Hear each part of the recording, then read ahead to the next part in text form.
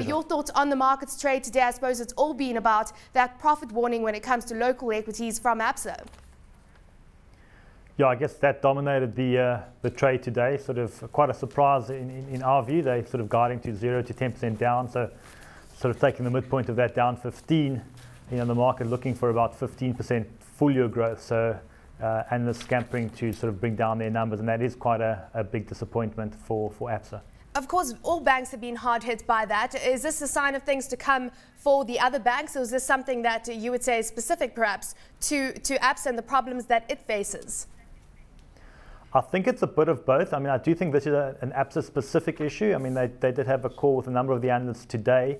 They do have a very big home loan book, which is in what they state sort of a legal status. So all the home loans effectively there, they have already sort of gone bad, and they're increasing their provision on that side.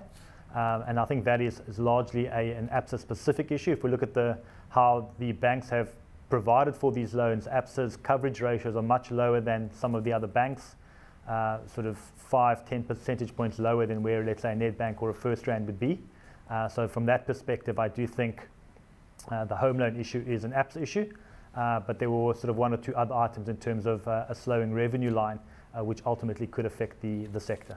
Of course, that's an issue when you look at credit impairments about the health of the consumer in South Africa. Is that a signal, another signal that we have to look at and perhaps raise that red flag in terms of where the economy is going? Because we saw the SARB leading indicator coming out today, that of course dropping once again for the month of April. So a lot of negative signals that we're getting around the South African economy right now. Look, I think a lot of the companies that reported now for the March period did allude to the fact that the consumer is not as strong. If I think of Tiger Brands, Adcock, etc., even Nedbank, which had a positive first quarter trading update, did caution about the consumer. One of the concerns coming out of the ABSA call today with sort of investor relations was some of the deteriorating trends they talk about starting in April, which is sort of quite recent and would be a concern. Added to that is obviously the fact that in our opinion, we've had a massive increase in unsecured lending in South Africa.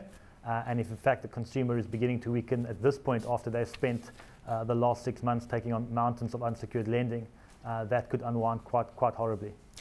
Let's just focus in on the banking sector and your views on, if you were to get exposure to the banking sector, which one would you choose right now? Because, I mean, in terms of, as you say, investor relations, and we know Michael Jordan comes to the market a lot. He's on Twitter. He came out today saying that consumers spent 44 million rand on e-bucks in the month of May. That's a 47% increase. So this has been a very innovative bank in terms of how they give back to consumers who are struggling. But of course, that one piece of news from one bank. What are your views on playing the banking sector right now?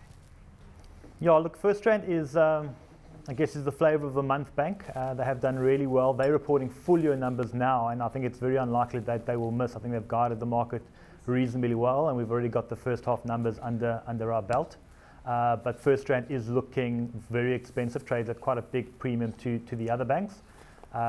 We would look at a Nedbank, which we think is very well provided for on the home loan side. They've actually, Nedbank, funnily enough, has historically had a very poor home loan book, but they've provided for that book. Whereas I think the thought in the market was that the other banks had a better quality book, and that's why the provisioning could be weaker. So do you think you could get some surprises from Nedbank coming through? I don't think you'll get a massive negative surprise on Nedbank, and in fact, they've given us a first quarter trading update. So.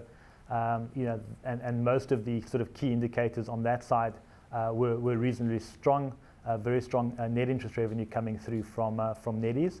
So I would probably be looking at Nedbank, and then on a longer term view, once they turn around Africa, Standard Bank has some opportunities. FirstRand we just think is too expensive at these levels. Great bank, but just too expensive. And then ABSA we haven't been in, and I guess there probably is still some time to wait for ABSA. Overall, though, Johny, of course, ABSA shareholders reeling today, 8% drop in the share price. So how do you avoid a train smash like ABSA right now if you were investing in the market? How do you ensure that capital preservation is at hand? Is that something that you're looking at? Are you looking at dividends? So what are the lessons that one can perhaps take out from the ABSA scenario playing out today? Look, I mean, I guess you need to do your work, and sometimes you'll get lucky and avoid those sort of train smashes, and I guess sometimes you can't avoid all of them.